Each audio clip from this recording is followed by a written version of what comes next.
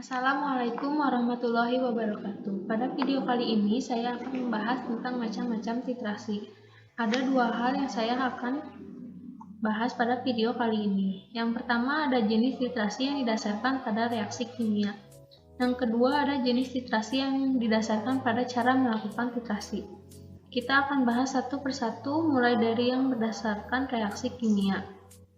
Ada 5 jenis titrasi yang akan kita jelaskan dalam video ini. Yang pertama ada titrasi yang didasarkan pada reaksi netralisasi. Yang kedua ada titrasi pengendapan. Yang ketiga titrasi reduksi oksidasi. Yang keempat titrasi pembentukan kompleks. Dan yang kelima ada titrasi yang didasarkan pada reaksi. Ada 2 jenis titrasi netralisasi. Yang pertama ada jenis titrasi asidimetri, kedua titrasi alkalimetri, berikutnya titrasi yang didasarkan pada reaksi pengendapan yang disebut dengan titrasi argentometri. Ada 5 jenis titrasi reduksi oksidasi yang banyak digunakan dalam pengujian kimia. Yang pertama titrasi iodimetri, yang kedua titrasi iodometri, yang ketiga titrasi permanganometri, yang keempat ada titrasi serimetri, dan yang terakhir ada titrasi dikromatometri. Nah, titrasi pembentukan kompleks disebut dengan titrasi kompleksometri. Sedangkan titrasi yang didasarkan pada reaksi agitasi dinamakan dengan titrasi nitrimetri. Kita akan mulai bahas satu persatu. Yang pertama ada titrasi asidimetri karena menggunakan larutan standar asam.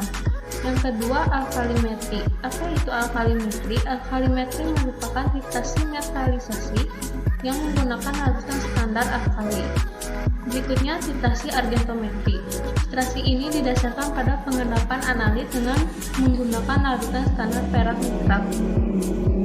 Berikutnya ada titrasi iodimetri. Nah, iodimetri ini merupakan titrasi reduksi oksidasi dengan menggunakan larutan standar iodin.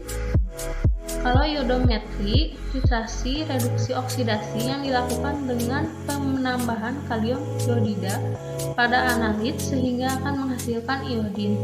Nah, iodin yang dihasilkan dititrasi dengan larutan standar natrium tiosulfat.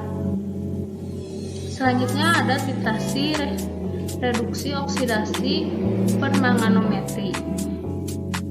Titrasi permanganometri ini merupakan titrasi yang dilakukan dengan menggunakan larutan standar kalium permanganat.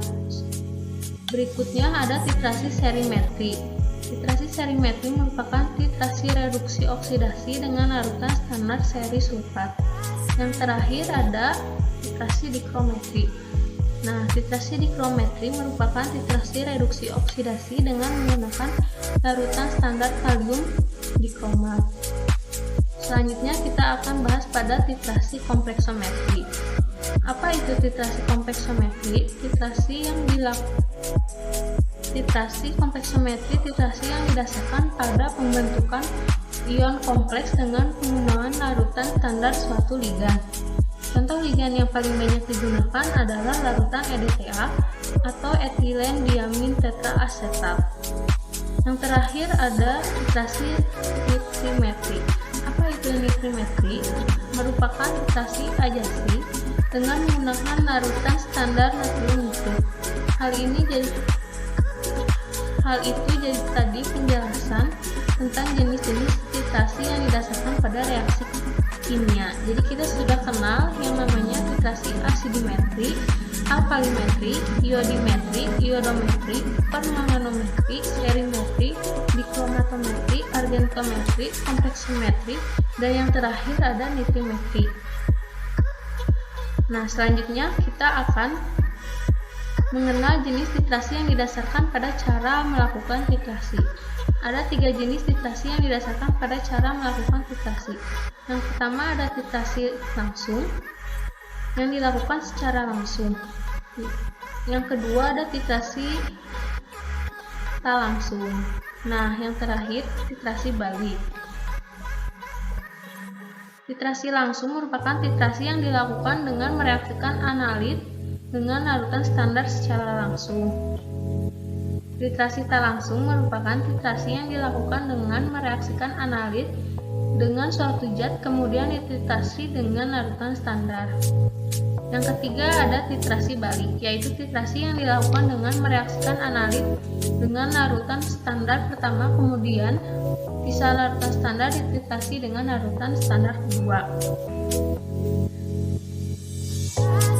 Demikian tadi penjelasan tentang jenis-jenis titrasi, semoga bermanfaat. Wassalamualaikum warahmatullahi wabarakatuh.